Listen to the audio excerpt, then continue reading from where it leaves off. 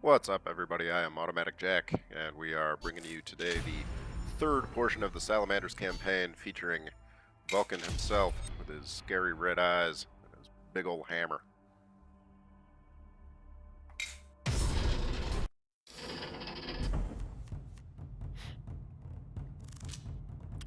All right, so Vulcan's big thing, if you're not familiar with playing him on the constructed side, he has this reckoning which doesn't behave like most of the other reckonings. I think Angron might have a similar one, but he gets his reckoning essentially free when he triggers Survivor. So, which makes him very tough to kill because it reboots his Survivor. I think it gives him Survivor 3 back, which makes him pretty irritating against some decks. My Blood Angels have done pretty well against Vulcan. In that you're usually going to have to burst him down really hard at the end. You're going to need to be able to do whatever remaining life he has and his Survivor in damage on that last turn.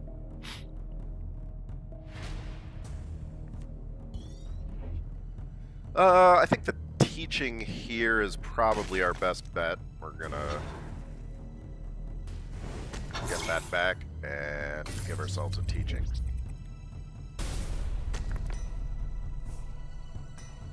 Ooh, but he comes out with a big nasty jam.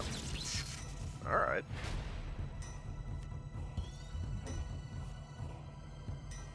Devotion there is a pretty solid teaching. I think for right now, though, we're just going to go ahead and get up our big front line. We'll get rid of this spawn. Clear the board out a little bit. I don't know. I never really play Sallies.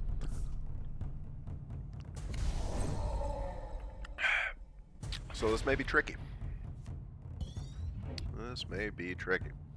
Alright, we get the Roshan squad. We like the Roshan squad. And then, theoretically, we can buff our troops up a little bit. Get rid of the spawn. Alternatively, actually, I think it might be better to get the Anteater. Just so we can keep knocking down troops when the time comes. Spawn has the sneak attack. He's generally considered a very weak warlord. However, we'll see what it's like to fight him with this Vulcan deck that I don't really know much about. Oh, and of course he gets his stupid Sagittarii. Curse you, Sagittarius. Alright, a little more frontline would be maybe okay. But then again, just I think another Anteater into Devotion is probably what we're looking for here, because that is going to give us the ability to knock off some of these troops ourselves. So we'll take this here.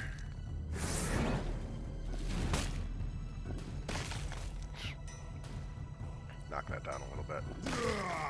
And we do have our 21 health total. Actually, more than 21 health because it requires that separate action. So, I don't know if that's really going to help him much. He does manage to knock off our Survivor boy. Well, we will get a third friendly troop that has died this game by doing this.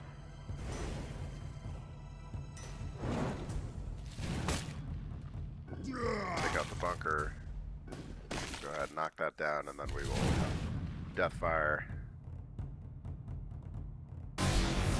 And make those nice and cheap. It's unfortunate that we did decide to go with the we did get the frontline squatters up instead of we'll just get that out too. Instead of our Roshan squad, which is really a very easy way of dealing phase damage to the enemy warlord.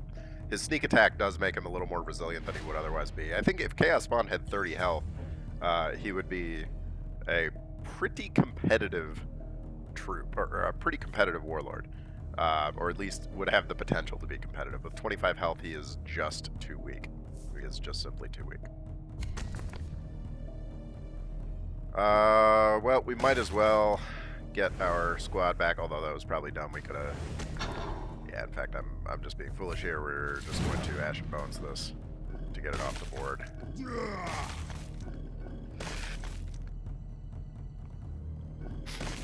knock him down to 1 health. That was my mistake. So sorry that you guys have to watch this for one more turn. Gotta count those lethals first. Now you especially gotta count those lethals because you end up with this crap. Fortunately, we have a workaround.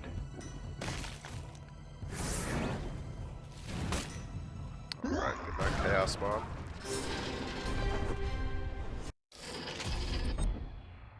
And let's see what we've got. We've got the Xavier who gives out Survivor. Kind of like that.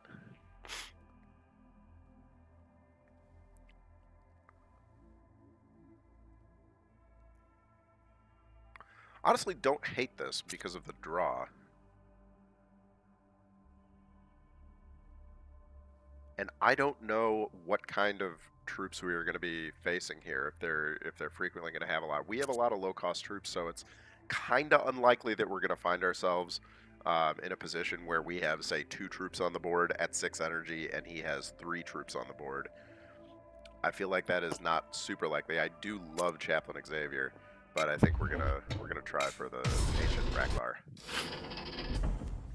Ah, Lord of the Flies is back, my man. Awesome. All right. Well, we'll keep the hope for the draw. So comes the moment. You can't kill the rot. Something about that guy's voice. I just love it. All right. So we'll take our teaching. We'll get our free sorrow here.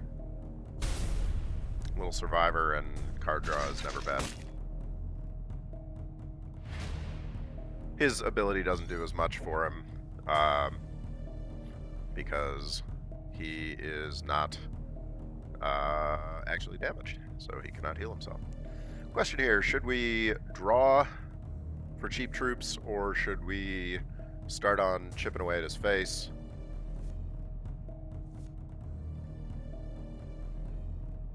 What would we be able to play next time on the 4 energy turn? Nothing if we play the Roshan, so let's go ahead and just take our troop. Okay, now we got a cheap Anteater squad. That's a good answer for some of the stuff he has. And unfortunately, he will be able to get munitions up. We don't like that.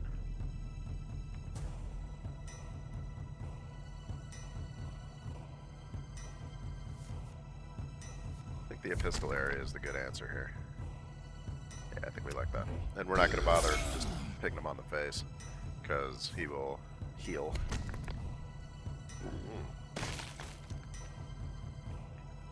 Not a fan there. Fortunately, we have a great answer, because we do 2 damage to all enemies when we sacrifice this, and we do 3 damage by sacrificing it. Love it. Absolutely love it. Alright. So what do we want to do in the meantime? I think our Roshan is not bad. And probably get the Anteater. Make a teaching.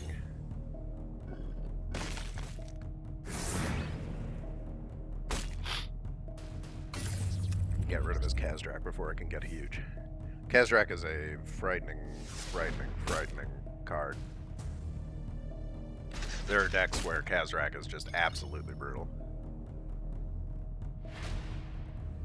If you're not familiar with Khazrak, he gives +1, maybe +1/+1. I think just +1 to, yeah, +1/+0 to all troops when any other troop, friend or enemy, dies. Yikes. That's a big yikes from me. Okay, so first of all, knock that in. Give it its survivor back so it can keep doing that. Draws another card. And we will get up a front line. He might just use his ability to ping this off. In fact, I think it's reasonably likely that he's going to use his ability. But you never know.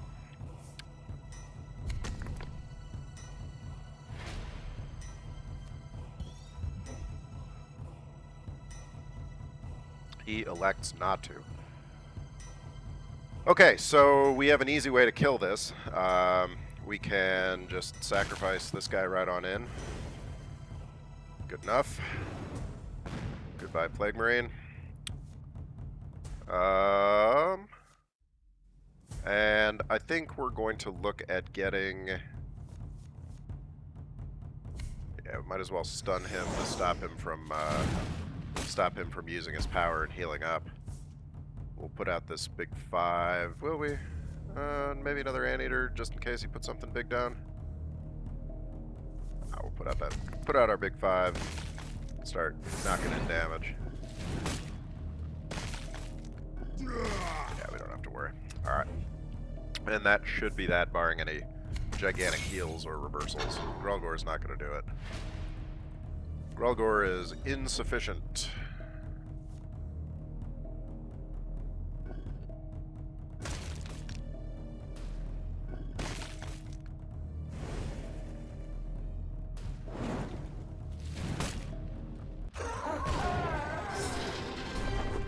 Those Roshan squads are just an extremely, extremely good source of damage against, especially the early AI Warlord. We'll see how it holds up against the boss.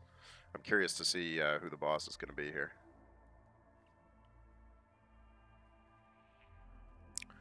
Sorkar Hunters are okay.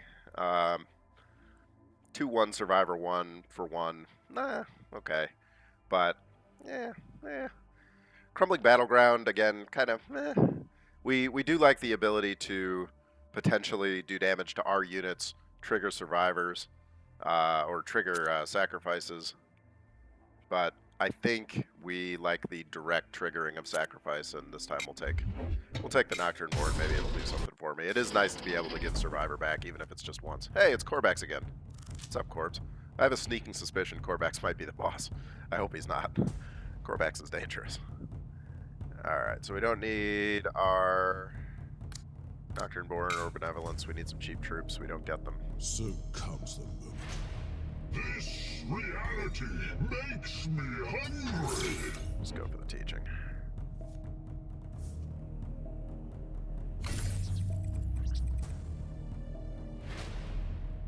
Note that we are not slamming Corvax in the face over and over, because we do not want to let him have his healing ability. We do pretty okay in long games. Oh, wow. Damn it, Corvax. God, I hate you. Oh, I'm just kidding. I love you, buddy, but I'm disappointed. All right. I am disappointed. Well, this guy can draw cultists for him.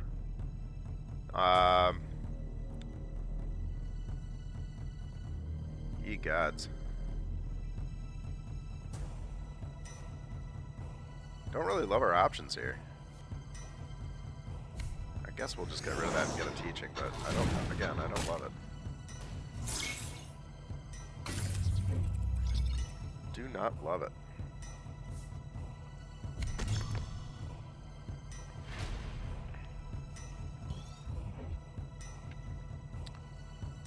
Oh, Corbs.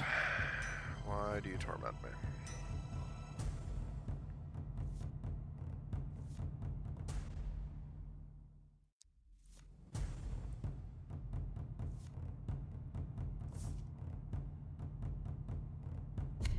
Let's see if we can use that Anteater squad. They really want us to use resilience, don't they? Well, we're going to be able to get back lots of 2-cost Astartes for 5. I'm not a mathematician by trade, but that doesn't seem like a great option.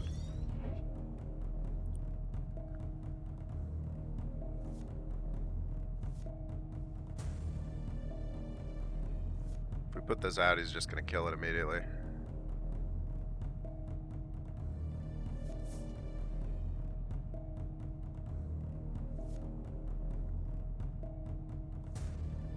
Yeah, we'll get our Dackler there out. Unfortunately, he's a vehicle, not an Astartes, so we're not going to be able to get him back instantly. That's that is very unfortunate, but is what it is.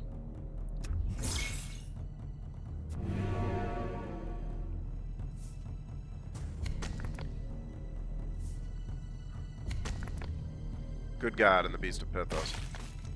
Okay, well, he comes out and attacks with that.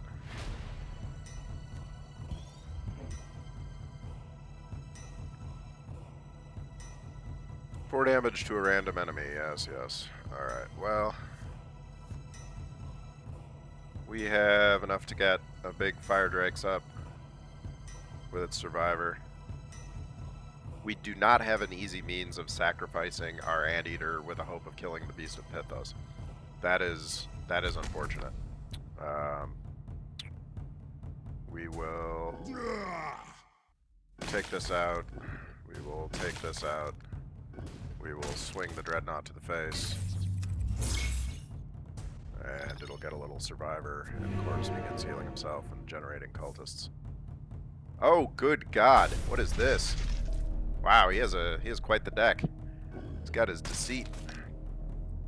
Okay, well, we'll be able to not exactly do great things here, but we'll be able to do 4 damage to Corvax's face. That's something, I suppose. Yikes. Get that up. Get our Disciple of the Flames up. Create myself a teaching. Sacrifice here. And then that will get our Dreadnought Survivor back again. That Dreadnought is actually a pretty nasty beast. I like him. I like him. I've never used him before. I don't see him a whole lot. Salamanders went through a brief period a few months ago where they were it was just Salamander madness. It seemed like every third player that you would play against was running Salamanders.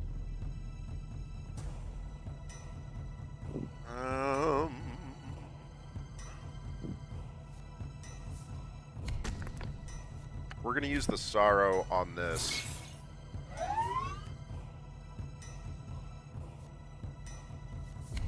To have the ability to kill off more troops easily.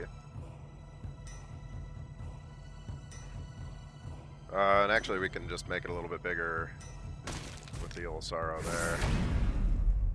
Yep.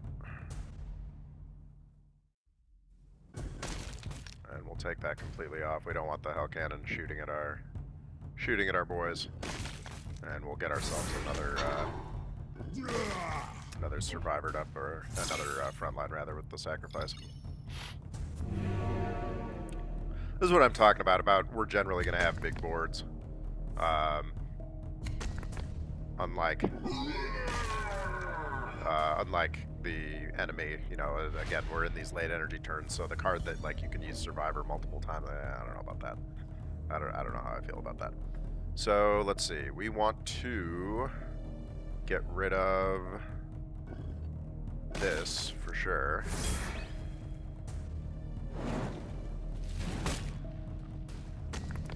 We want to get rid of this, so it is off the table.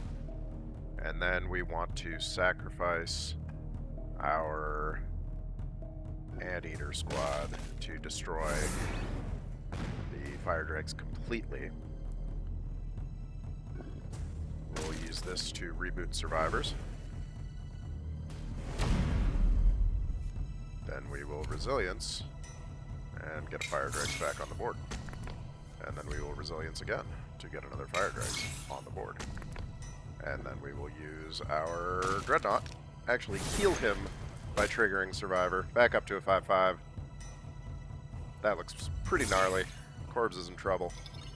Yeah, that Dreadnought is that is a damage machine. That is a damage machine.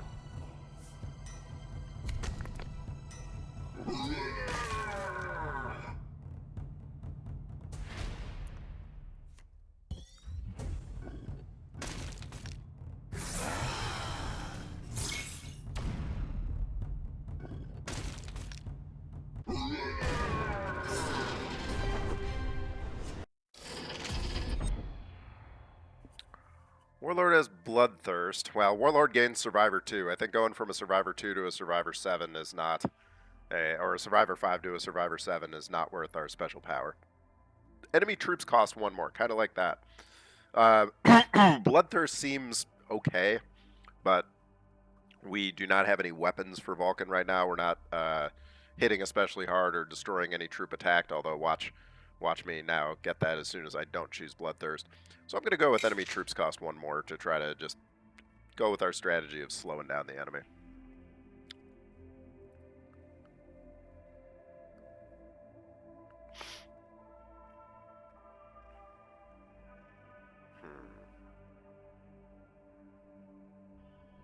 Do like the idea of dealing 4 damage for 2 energy. That's not bad. But I think the Anteater squads are such a good removal. They're almost like hard removal in a troop because they're pretty easy to sacrifice. They're cheap. And now we have several of them. We have at least 2. Oh, just So Storm comes Eagle the after Storm moment. Eagle. All is dust.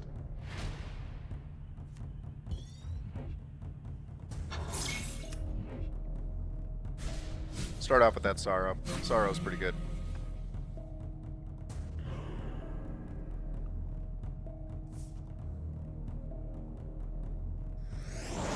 Well, alright, fine.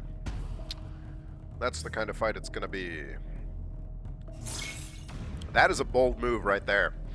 Stun the enemy, and then just to make extra sure, give him can't attack. He really does not want me.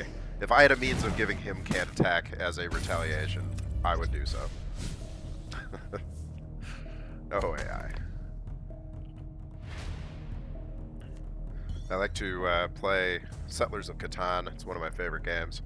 I play with my girlfriend, and we always play with an AI in there, and the AI is just ridiculous. If you know anything about Catan, it does not pay to have a giant hand of cards. The more cards you have, after 8 cards, you stand to lose them all to rolls of 7. And the AI, I've seen the AI hoard up 25 cards before. My kingdom for some better AI. Alright, so we don't really have anything we can do here. I mean, we can Storm Eagle this. That's probably not terrible, just to stun it and keep it from generating those Taints of Chaos. We don't want Taints of Chaos tainting up the place. Gets an Ekratrez out. That we may be able to get rid of if we can get our Anteater squad. What's up, cat? Oh, hi. You here to help out? My cat is here to help out. Hey, look at that. Right on cue. Get that Anteater squad up. Toss Survivor on it. So we have lots of chances. And we draw ourselves a hope, which is good because we can get a cheap troop. We are going to need some troops on the board, however. Yes, we are. Yes, we are. Yeah, Phylax is probably our best bet. Although, you know, I don't hate the idea, hi cat, of hitting this, healing him, triggering the sacrifice, destroying one of these troops. Yeah, there goes Ekratrez. And then drawing a cheap troop. Don't really hate that. That's not awful.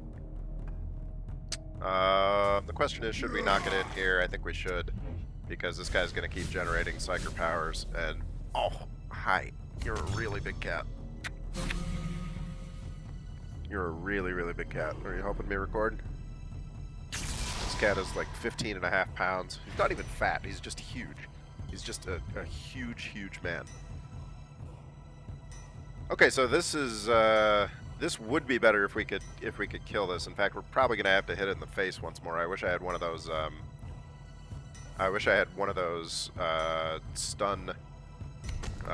You know, stun the enemy and do 2 damage to it, because it would have been nice to avoid the 4 to the face. But we'll do that. Anteater squad stays on the board, kills the precog enemy.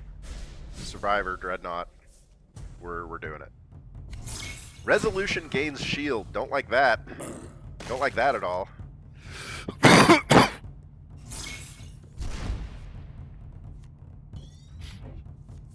If only Ash and Bones worked on the enemy warlord. It does not. We're going to have to be taking a lot of 2s to the face to keep popping that bubble. That's alright. We're doing pretty well here. Actually, once he gets above Survivor 4, it doesn't really do that much. It's kind of diminishing returns for us. It starts to be significantly less good. Heal 3 to other units. Well, we can knock this in to see if we... Oh, should have popped the shield first. That was a critical error. That was a critical error. Alright, well, we'll Ash and Bones it. Pay attention. Pay attention. Don't be like Automatic Jack, who was very foolish. Make sure you get the shield down first.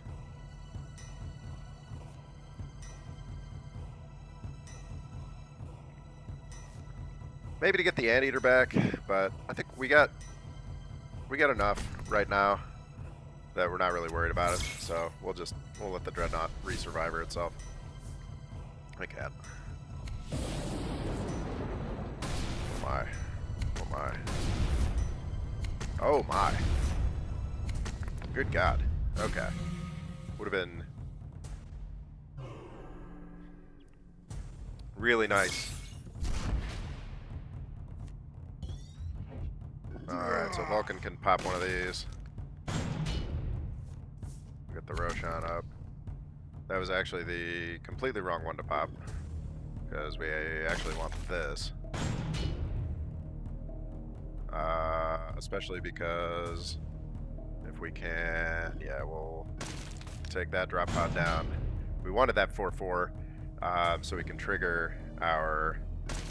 And once again, I do not pop this. Fortunately, he hits at least one of the dudes who was potentially going to hurt us.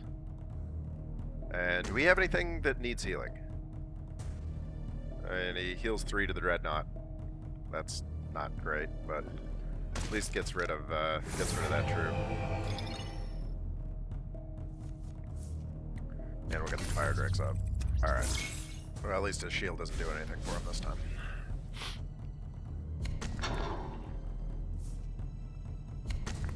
Yeah, this Dreadnought would be a magnet for hard removal. But he does not seem to have Witchfire or whatever other dumb little options he would have. What will we do in what order? Well, first of all, kill that to get our guy back up into good health. We can dump this into his shield. Drops that down. We can then start. Well, you know what? It's more efficient to go this way. This way. Oh yeah, we just kill him. That's the most efficient of all.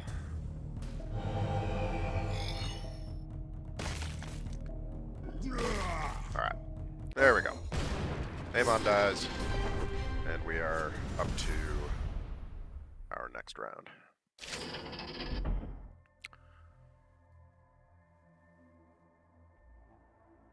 Well, we don't control infantry troops, and we are probably not going to.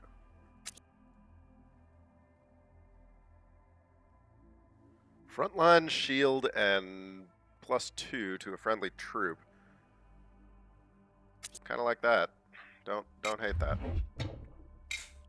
Alright, so we have 3 battles to go, including the big boss. Oh, hi, mister. Yes, you're really helping.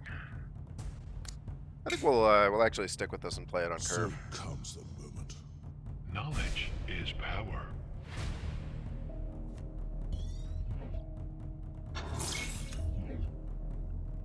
Take a teaching there for a little bit of draw. We'll get an Anteater up there for whatever troops he decides to put out next.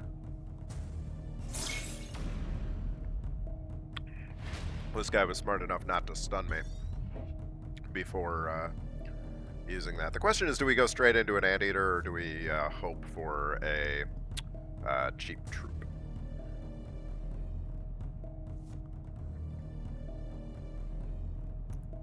I think because we already have 2 Anteaters, and we're going to be able to use the hope later, we'll just keep hope in there. I don't think we have anything that synergizes with teachings.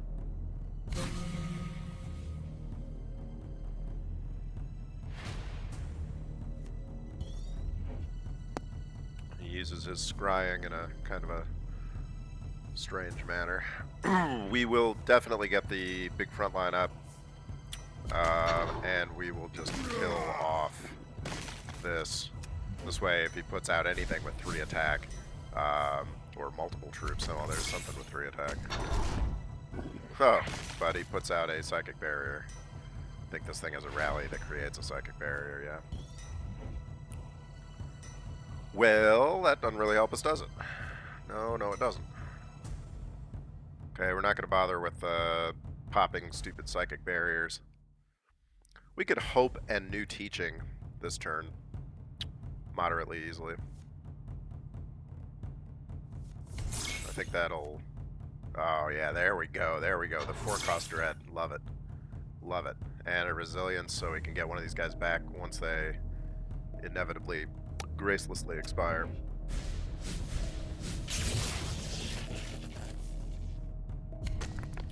Got some Talath's Changers. Decides to pop our front line, throw away some of his troops doing that. Okay, that's fine with me. Okay, so we'll sack the Anteater, we'll kill the Talath.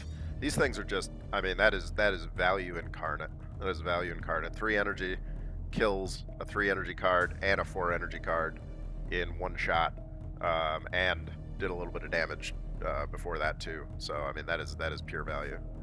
You cannot beat that for value. Get the dread. Get another teaching. Another hope. Fine with me. Sack that and kill the Talathi Changer. Incredible value on those Anteaters. Doesn't really look like an Anteater. I like his kind of scale mail veil he has going. Ooh, nasty. Alright, well. Good thing we have another Anteater squad. Unfortunately, he's probably going to kill it off. But perhaps he will... Perhaps he will not do so.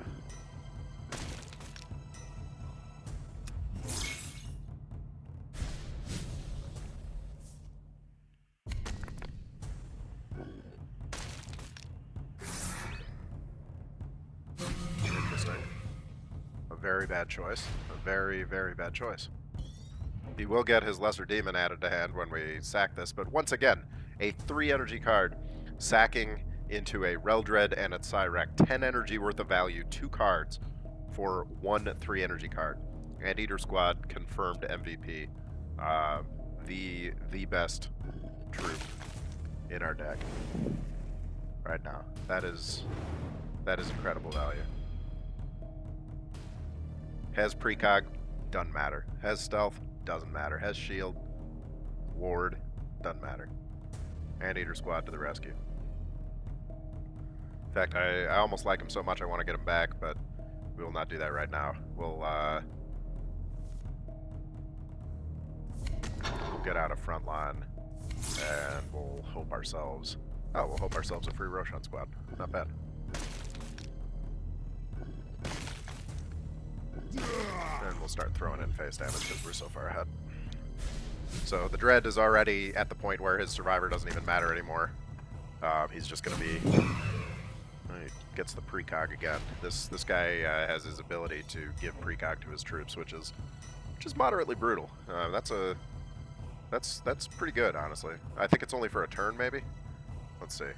Yeah, until for 1 turn, but still not bad. All right. Well, we've already got a front line up.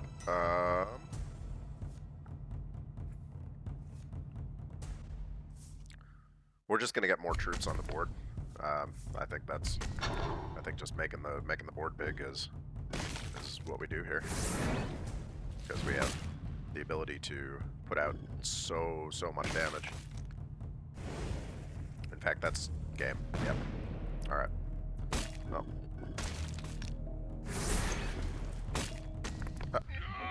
Dreadnought doesn't. All right. Easy. 2 to go. Draknyan is a brutal troop, especially because he could be used to trigger some Survivor. I do like that a lot. Cyrek and the Zealot don't really synergize. Chaplain Xavier, that would synergize. A Tekel would be nice. I mean, Tekel is a good card, but he's very late game, and does not sacrifice. And we are building pretty heavily around sacrifice. Artificer Armor would be an awesome card here for that extra damage, but I think we're just going to take the... We're taking the Benevolence for the sack triggering. We have so many good sacrifices. Xavier is an absolute monster, especially with... He makes little cards scary. I mean, he makes that Roshan squad scary, because you could just keep printing Roshan squad. Like, you just sacrifice it, gets a survivor, sacrifice it again, gets survivor, sacrifice again. I mean, it's just 3 damage, 3 damage, 3 damage, over and over and over. We got our Anteaters up. So comes the moment. So the rumors were true. You live. As usual, we'll start off with our teaching. Oh, it's pretty good teaching. They're all pretty good teachings. Oh, Magnus. Good God. Usually Magnus does not. You don't see a lot of Magnus using that power in Constructed. Like, he is a... He does not usually use his psychic power for that 1 to 3 damage because of the randomness. Do we want to get the Anteater up already? No, I don't think so, because we would be... I don't know. Maybe that would have been right, and we could have played Sorrow on it next turn, made another teaching. But I don't know.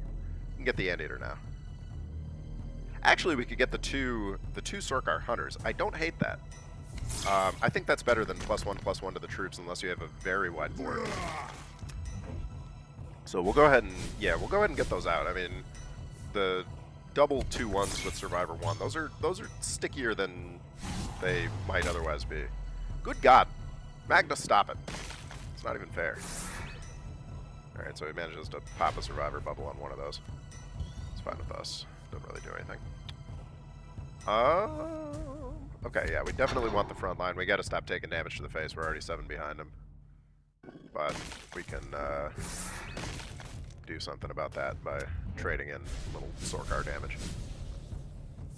And if we look at that, that 3 energy card already did 6 damage. We got another one on the board, and it absorbed some psychic attacks from Magnus, so I don't hate any of that.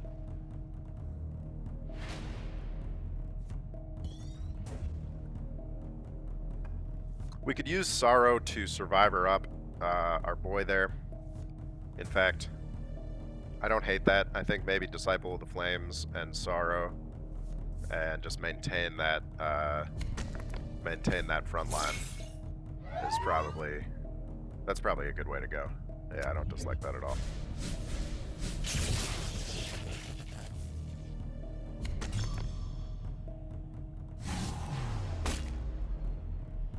All this precog prevents us from doing a lot of direct face shots.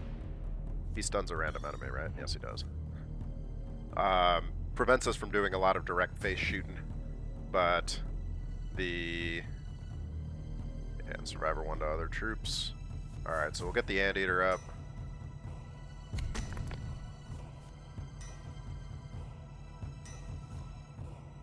Frontline shield +0/+2 would be relatively nasty for the ability to sack something there. I don't know. I think this is what we do. I think we get the survivors up. We shield and enlarge this. Go back for his face and end up stunning him. Okay. Would have been nice if we could have stunned our hidden one over here, but can't always get what you want. I thought precog went away when you attacked. I guess it does not. So that's alright. We'll be able to destroy some stuff here. What do we have? The epistolary is not bad.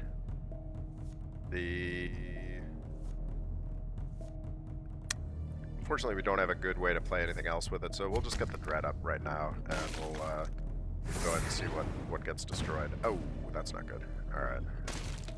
Well, we'll go ahead and take that out. Good enough. And we get Sorrow. Alright. So that Anteater is ooh, no, no, no, no, you Magnus, you bastard. That's why nobody likes you, Magnus. That is why nobody likes you. We can hope for the best here and sack the Dreadnought. That's probably gonna be what happens. Could get the Sorrow first, though. Yeah, in fact, Sorrow first, I think, into the Fire Drakes, into sacking the Dreadnought and hoping to God. Yes! Good shot. Good shot. Alright, love it. And we'll throw in some damage. We're starting to get pretty far ahead, so we're going to start hitting our boy there with some damage. Oh, screw you, Vorax. Oh, you think you're so clever.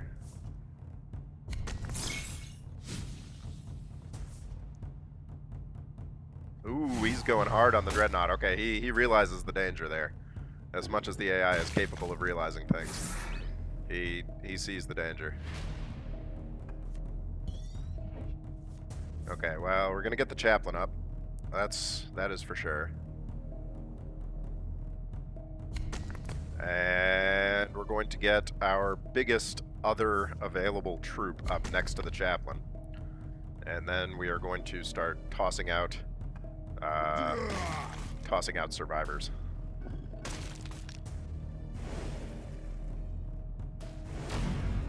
Yep.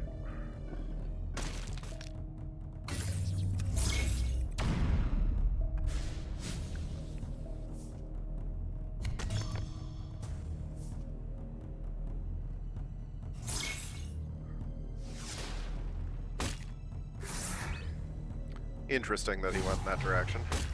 Really, really wants to get rid of that that Fire Drakes. That's not going to avail him much. Cannot hit him in the face, unfortunately. But we have now we have just so many troops that we can be getting out. It's going to be over for Magnus. Well, it's already over for Magnus because he has 6 life and we have 17 damage. Alright, so let's see this boss.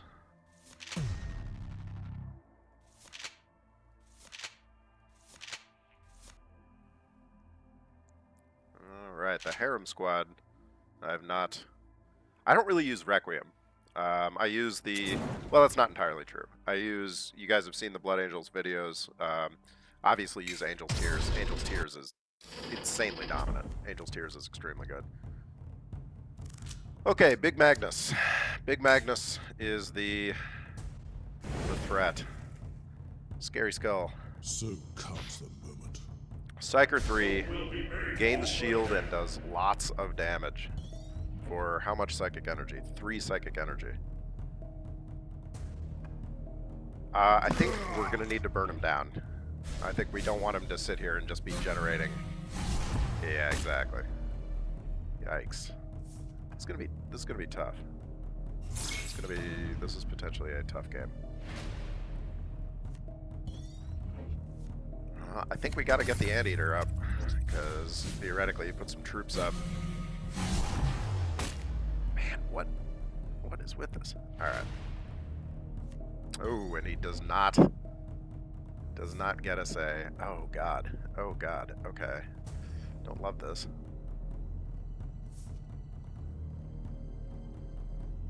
Don't love this at all. Yeah, well, we don't want to really sacrifice the Anteater, but he's going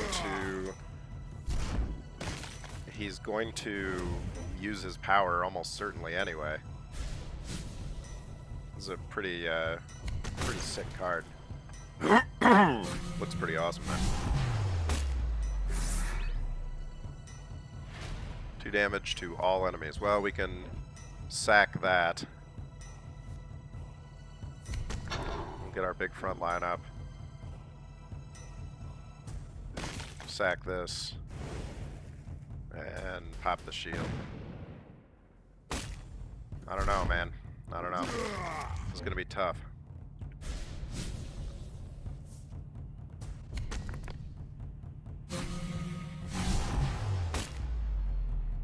do have our Reckoning to fall back on. And we can stun him this time, thankfully. Thankfully, we can stun him. So we'll get the Dread up. Go ahead and stun Magnus. And unfortunately, we don't really have a means of popping the shield and doing damage. That's just going to give him more psychic powers. Goes ahead and sacks that very hard.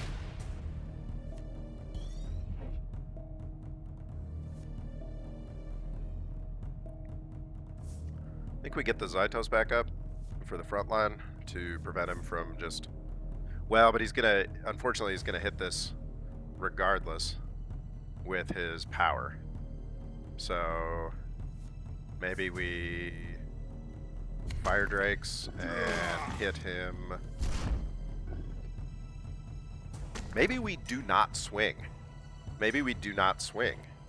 Now, if we do swing, we do 9 damage. Alternatively, we do not swing, and we have the troop. No, I think we swing. We take the 9 damage. We gotta take the 9 damage. We just gotta do it. Oh, because he gets the survivor back anyway. I'm so glad I swung. Oh, I would be kicking myself. I would be kicking myself.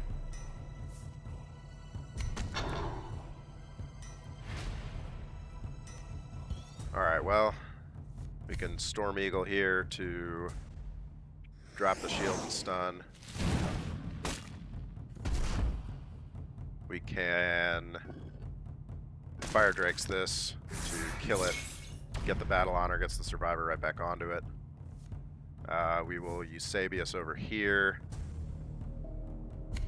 And now do we do the other 9 damage? I think we do. Once again, we do the 9 damage. Because it's just so much damage.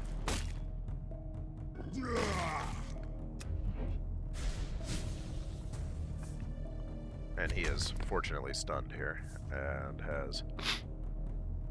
Well, that's not going to be enough. That is not going to be enough. If this had gained frontline, that would have been a frightening thing, but there it goes. Alright.